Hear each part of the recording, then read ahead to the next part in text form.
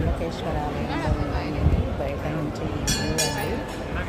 ఆలయం బయట నుంచి అయితే చాలా చూడడానికి చాలా ఆహ్లాదంగా బాగుందండి.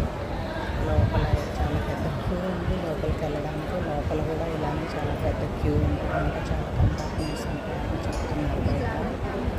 ఇలా ఉంటుంది. ఎంతసేపు అవుతుందో దర్శనం. సాయంత్రం టైంలో వచ్చామండి. 5 అలా వచ్చాము. చాలా బాగుంది. బయట నుంచి చూస్తానికి అయితే చాలా బాగుంది. లోపలికి వెళ్తున్నాము. త్రయంబకేశ్వరుని దర్శనం చేసుకోవడం అయితే చాలా ఆనందంగా ఉంది. చాలా సంతోషంగా ఉందండి. వెళ్తున్నాము లోపలికి. ఇంకా ఏదో వర్క్ జరుగుతున్నట్టుంది. బయట నుంచి ఇంకేదో అవన్నీ పెట్టేసి ఉన్నారు.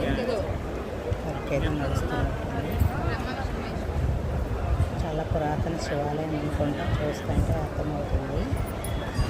త్రయంబకేశ్వరుని చాలా డీప్ లోపల నుంచి ఉంటుందంట. మనం మిర్రర్లో నుంచి చక్కగా దర్శనం చేసుకోవచ్చు అని చెప్తున్నారు.